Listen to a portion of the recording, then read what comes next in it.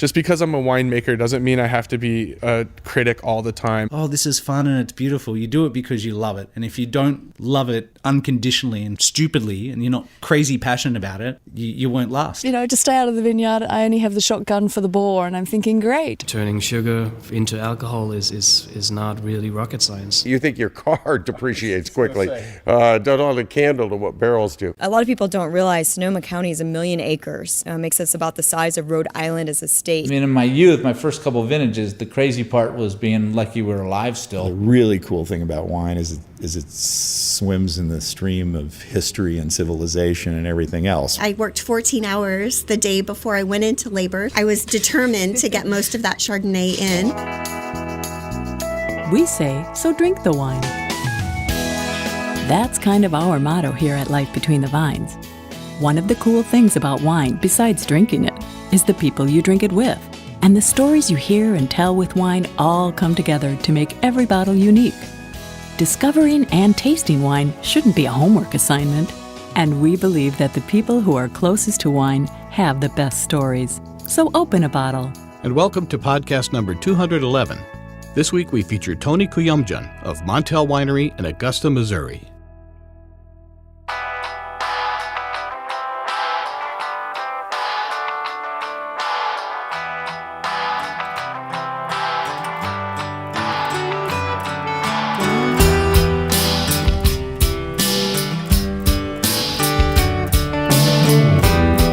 The very first American Viticultural Area, or AVA, to be named in the United States was Augusta, Missouri, even before Napa Valley.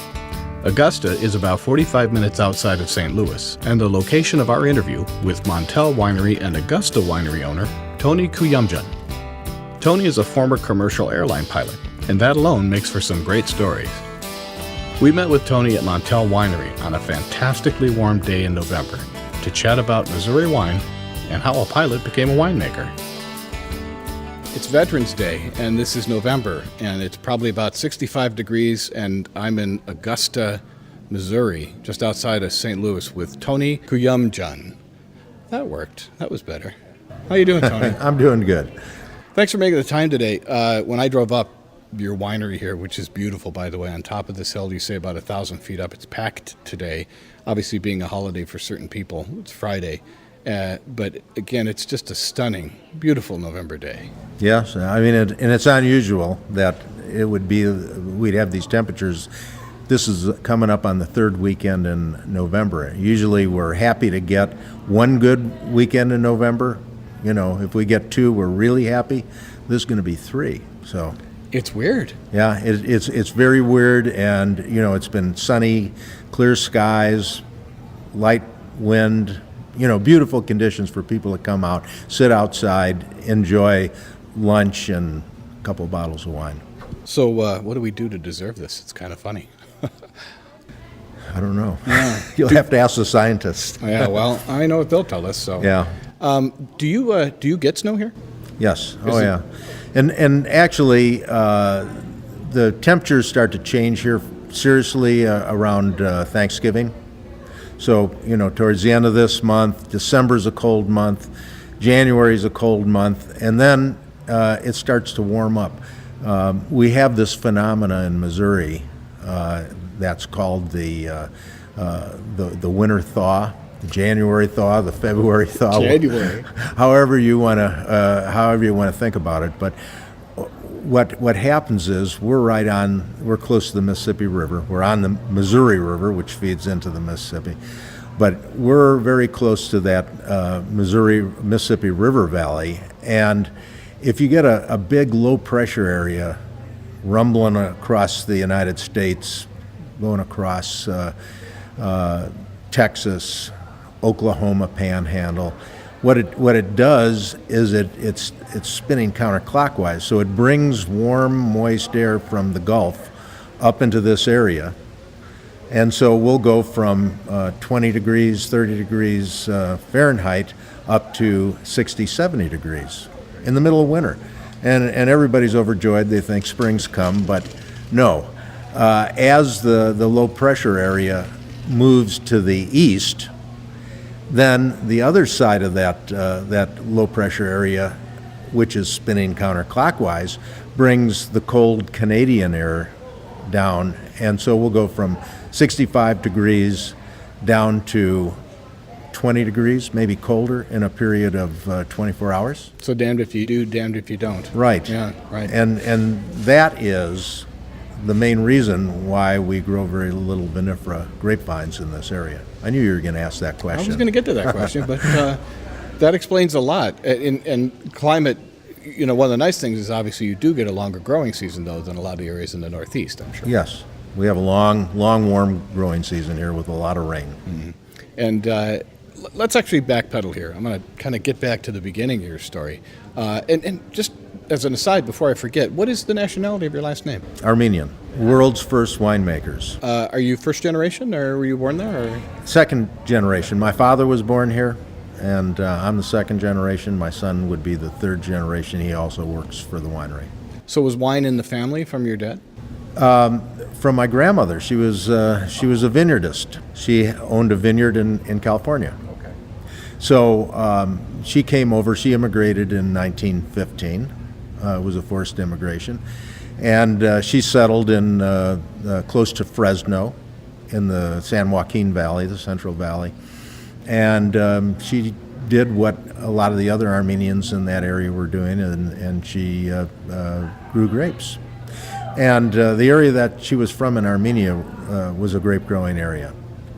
So she started out the vineyard. My father worked it. I was at the vineyard, obviously, and I saw what they were doing, but I never actually worked the vineyard. I decided to go a different direction. I want to come back to that in a minute, but she came over in 15, you said? Yeah. I mean, she got into it pretty quickly, or? She got into it immediately, because that's what her people were doing, and she did have, her sisters were already there and her brother was there. So that was right around Prohibition time. How were they surviving? It was right before Prohibition, but what they did is they grew predominantly a grape called Thompson Seedless. Okay, so Thompson Seedless can be used for table grapes, it can be used for raisins, or it can be used for wine. The reason why they grew that grape was because they could switch markets, so if raisin prices were down, they'd grow them as table grapes. So you said you went a different direction in terms of?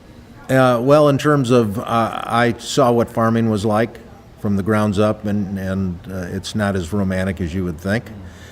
Even grape growing isn't all that romantic. You're reliant on the weather. You're reliant on rainfall and temperatures and everything else. So I had an interest in aviation. So I studied to become a airline pilot and went to work for TWA. And so I left California, came to St. Louis, and I started flying initially domestically, and then I moved to New York and flew to Europe, Western Europe and the Middle East. Wow. And how long were you a pilot before you decided to, move into something different here? 27 years. Wow, that's impressive. Very cool. You must have seen some very interesting moments. We went through a lot of different things, from the collapse of the Berlin Wall to 9/11. What year was it you started flying? I started flying in 65. Wow. You saw an entire industry completely change. Yeah. That's pretty damn cool. Yeah, everything. And actually, that's one of the reasons I stopped flying was because of the changes in the industry. Terrorism changed things a lot. And, 9/11 changed everything very drastically. And it got to the point where pilots were treated, almost like terrorists. You had to go through the same screening as everybody else, and only you had to do it several times a day. Technology changed, so completely differently for airliners, especially when you're talking about 65, compared to what it's been around the time you stopped. Was that something that was also a challenge for you to want to continue in the business because of that, the lack of the actual being able to fly? Well, that was part of it. It was interesting going through the industry at the time when I went through it, because you went from propeller-driven airplanes to jet engines, high bypass fan engines, and then the technology of automation, and it in a way it took away some of the fun. It took away some of the independence that you had, because when we used to cross the ocean, we were dealing with very old technology, and in fact, we'd use high frequency radio communications, and a lot of times you would not even have communication. If the atmosphere wasn't just right, you wouldn't have communications, and you just continued doing what you were doing and navigating across the ocean, and making sure that you were on the checkpoints and everything like that.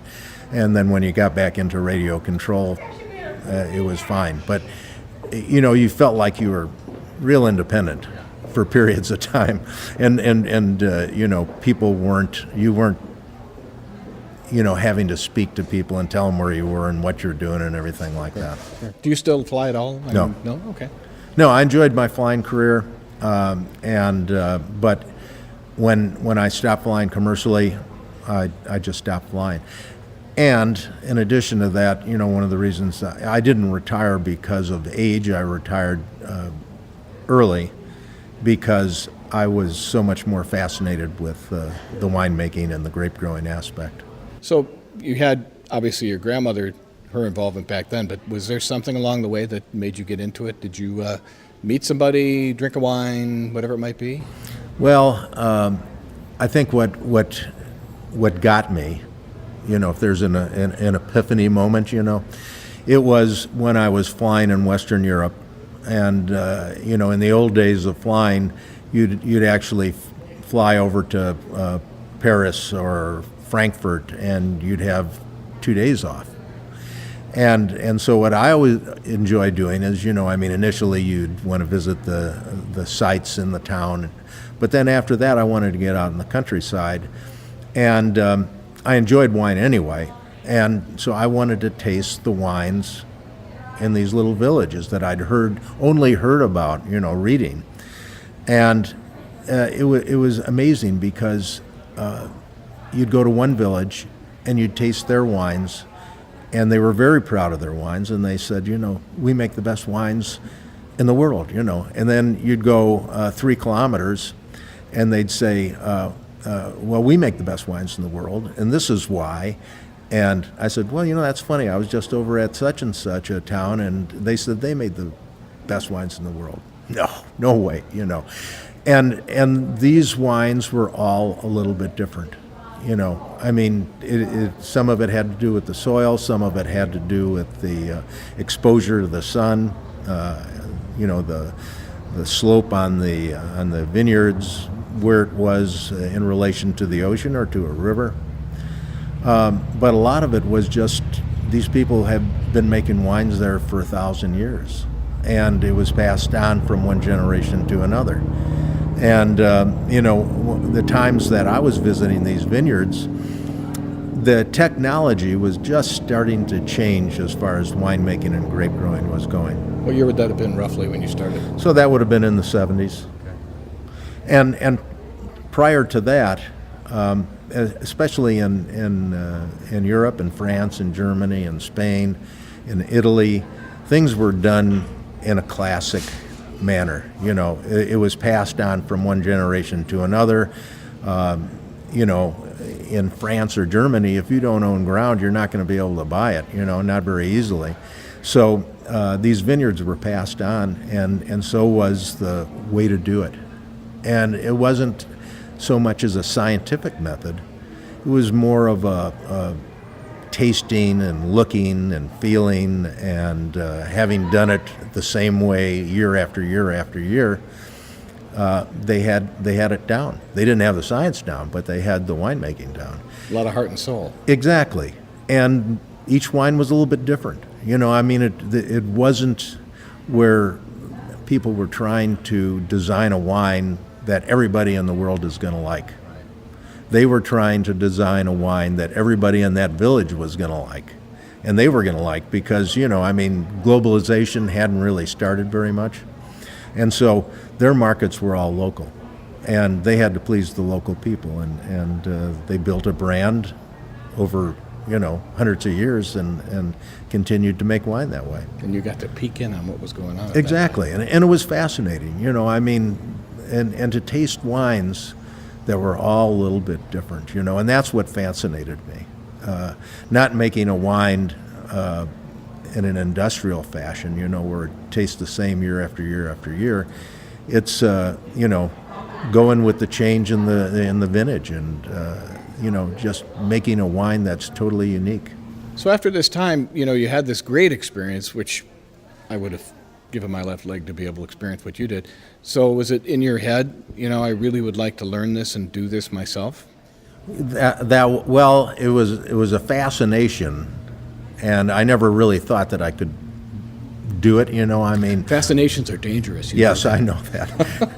And I could have moved back to California, but that was problematic at the time.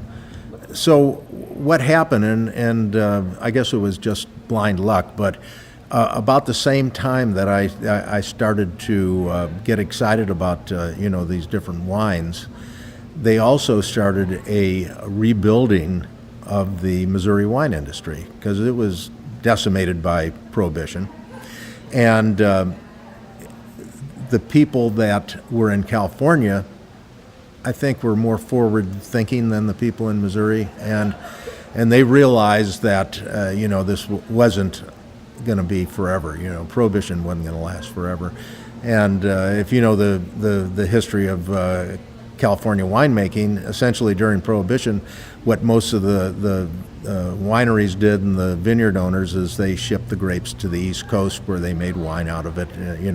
People made wine in their basements and probably illegal wine other places and stuff like that. But they never stopped growing their grapes. They never ripped out their vineyards. In Missouri, the Germans were the ones that were making the wine. They were the ones that were growing the vineyards.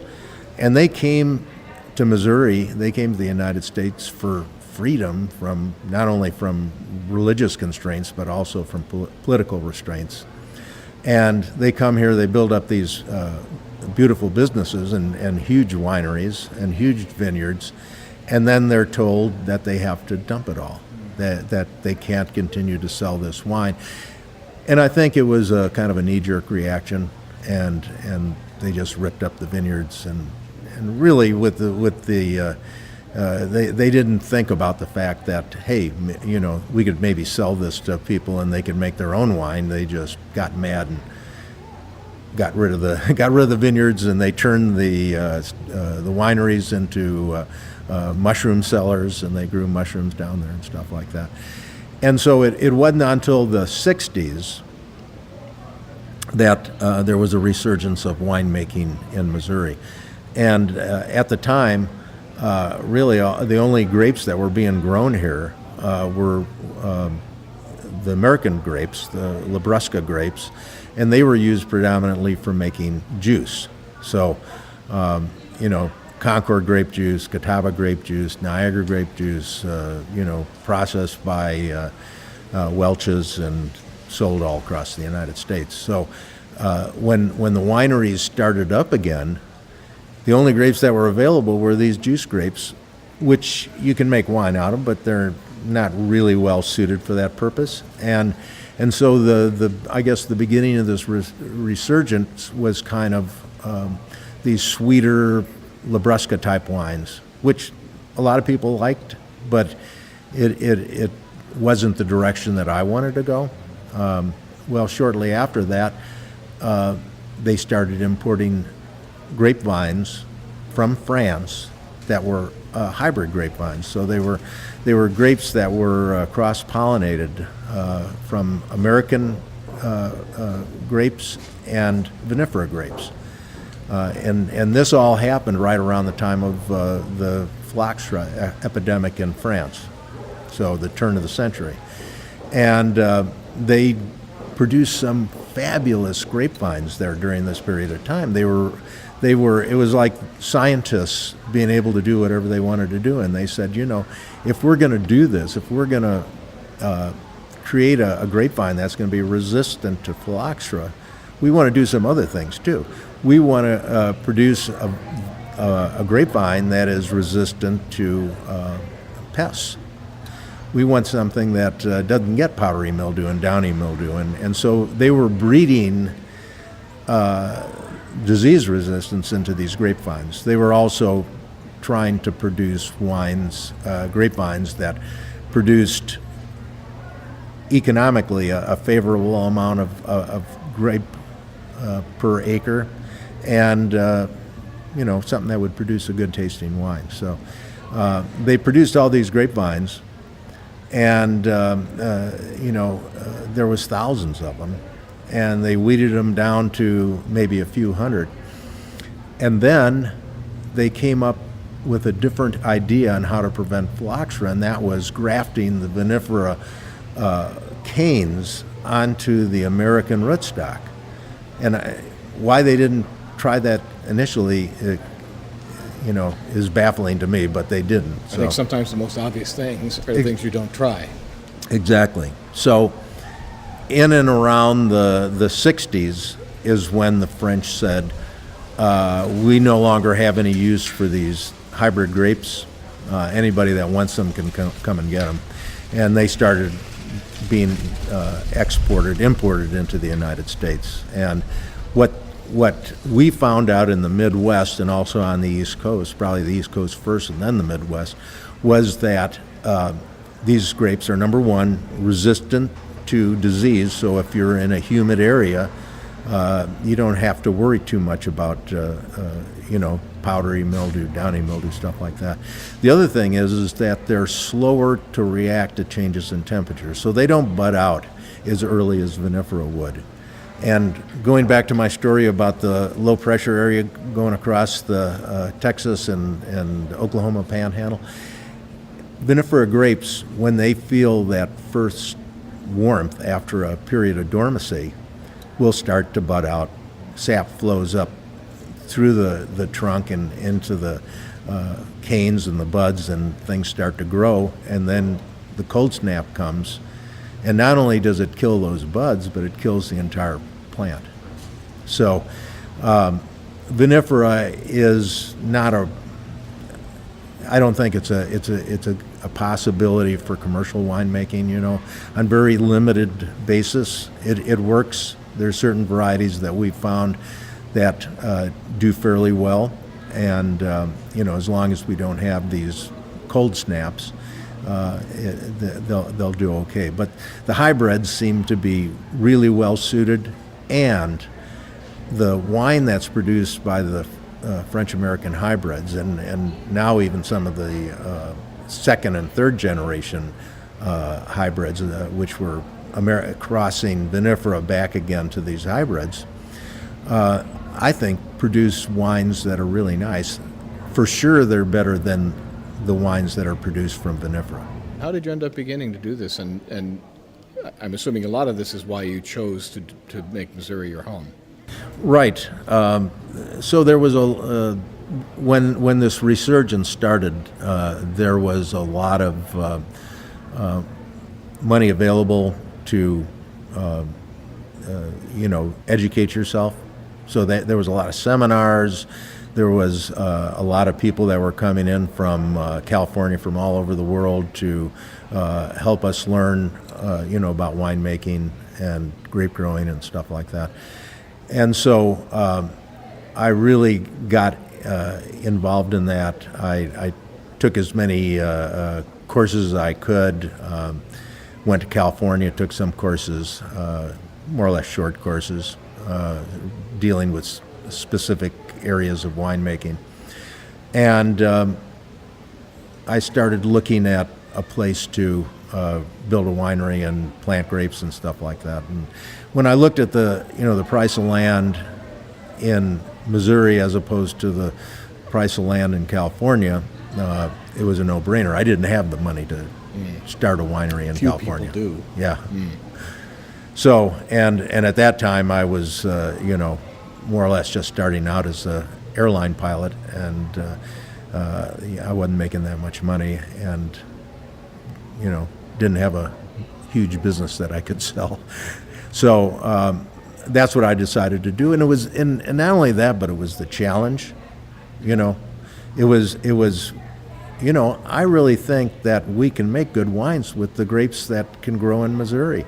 I think that the Norton grape, or the Cynthiana grape, as it's sometimes called, had a lot of potential. I tasted the early wines that were made from these grapes, and I thought, if somebody worked on this a little bit more, they could produce something really nice. And the French-American hybrids were producing fairly nice wines, and so I decided to give it a go.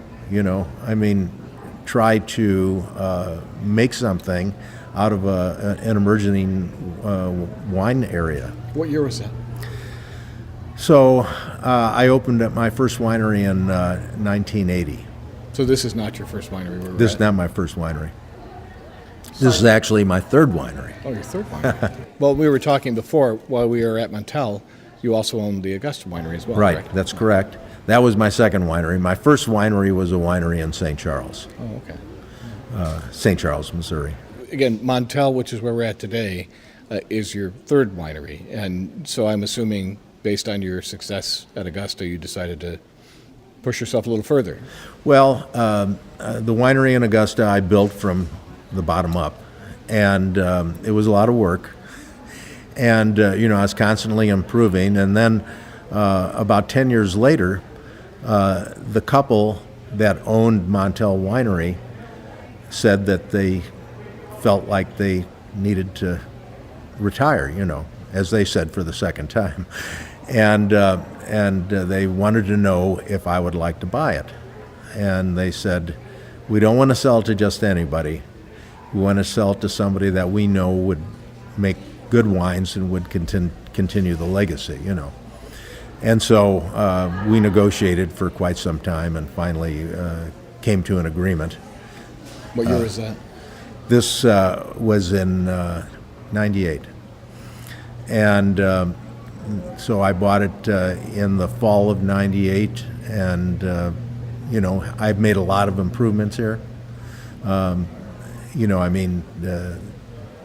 Added terraces, expanded the winemaking process, modernized the winemaking process, and we've been concentrating on the quality of the wine, but also on customer service. Well, it's a beautiful space. It's a very large space, but it doesn't feel massive. The view here, again, we'll have some shots with the video that we'll show. Definitely very high on the list, easily in the top 5 wineries I've ever been in terms of beautiful view. But in regard to the wines, are you the winemaker then? I'm the winemaker emeritus. My son has taken over the winemaking, and I'm concentrating more on running the business and expanding the vineyards. How old's your son? What is he, 36? Tell me about the wines that you're making. I've looked at a few. Chardonnay was one of them, if I remember correctly. Yes. Why don't you walk through a list of these for me? Okay, well, let's start out with the Chardonnay. We really love that grape. This is, again, one of those second-generation hybrids, okay? So it's a hybrid between Seyval Blanc, which is a French-American hybrid, Sure, yeah. and Chardonnay, so it was crossed a second time. And I love the way the grape grows. One thing that we found out, that most of our hybrid grapes were growing on their own roots, but the second generation hybrids you can't grow on their own roots because they are not resistant to phylloxera. So we learned that the hard way. And so now all our Chardonnay vines are grafted, and it produces a wine very much characteristic to Chardonnay. We make it in a lot of different styles. We make a Burgundian style, so fermented in the barrel, goes through malolactic in the barrel. We also produce a stainless steel version that's very crisp and accenting the fruit and the minerality, and just a nice, easy sipping, moderately priced wine. Sure. Well, that's a nice thing about coming to a winery like this too, versus being in somewhere like Napa or Sonoma. You're talking about some wonderful prices. I mean, this is something where buying a case isn't going to kill you. Right. Well, our average bottle price here at Montelle is $12. Yeah. So that's such a pleasure to hear. Yeah, and that's buying it at the winery and consuming it at the winery. So, this is part of our business strategy, is to produce wines at a moderate price that people don't have to think twice about, and they can walk out with 2 or 3 cases rather than walk out with 1 bottle. Sure. Do you ship out of state at all? Are you allowed to do that? Yes, we can ship. We have an internet website, obviously, and so people can order from the website. We distribute to 2 states other than Missouri, and that's Illinois and Arkansas. And we find that distributing through these 3 states is enough for our production. And about how many cases are you doing? Speaking of production, we're about 45,000 cases. That's pretty good size. Yeah. I mean, that's considered small as the world turns, but in terms of small wineries, that's good sized. For us, it's something that we can manage, and we change our strategic plan, or we revisit it every 5 years and tweak it a little bit. And what we decided on the last go-around, which was 2 years ago, that we were going to cap our production at 50,000 cases. Because what we were starting to see is that as the production was increasing, it was getting more and more difficult for us to manage it within the family. Sure. And we didn't want to hire winemaker or general manager or somebody that would just kind of take over and we'd pay him to do the job. We wanted it to be done within the family. And wanted to have the purple hands. Yeah. And as I came up, the drive up here was extraordinary. I didn't see any vineyards near here. Where are the vineyards for the grapes you're growing? The vineyards are all set back in small parcels, really. We have our estate vineyard amounts to about 70 acres. But it's not all in one spot. It's over a 500-acre farm. Sure. Because in this area, you have to pick the very best location, and if you don't, you're not going to make good wine. And that could get really expensive. Exactly. And the other thing is that we don't use water for frost prevention. We use the terrain itself. So, we're up fairly high, generally in the 800 foot above sea level to 1,000 foot above sea level range.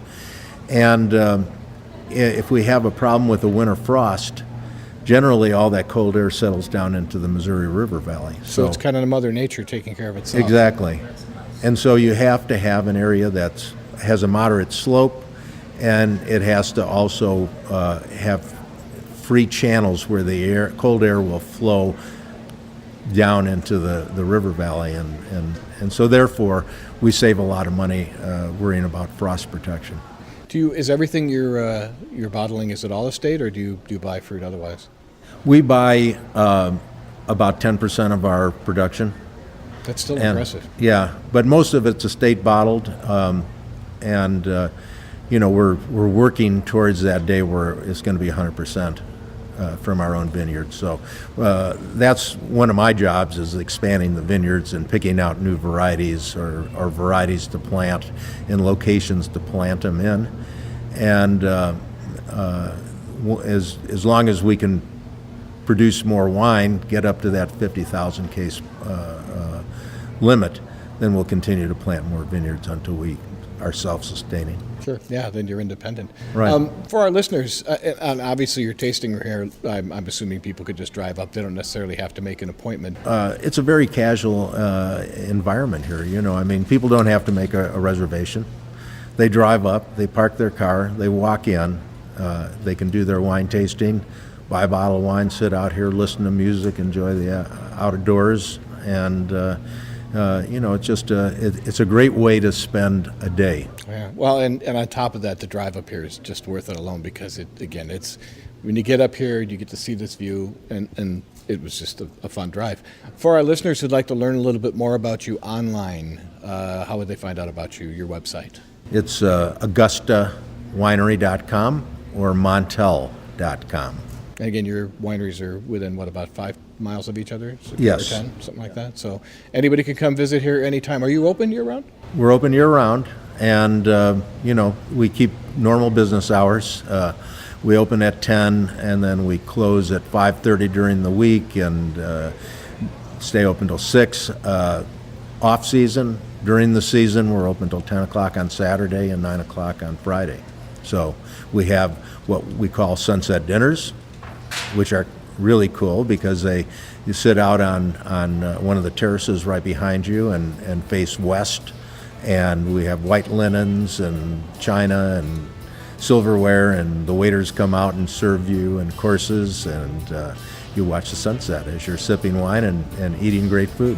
That's cool. Well, this would be a great place to do it. Tony, I know you're busy. You got a lot going on here today with the holiday. I can't thank you enough for making the time and sitting down and chatting with us. No, it's my pleasure. Stop by again. I will definitely do that. Cheers. Cheers. Learn more by visiting Montelle.com or AugustaWinery.com.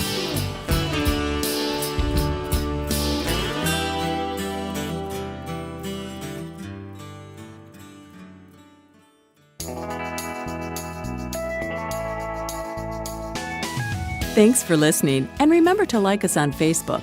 Also, check out our YouTube channel. Life Between the Vines is produced at Fifth Floor Recording Company in Milwaukee, Wisconsin.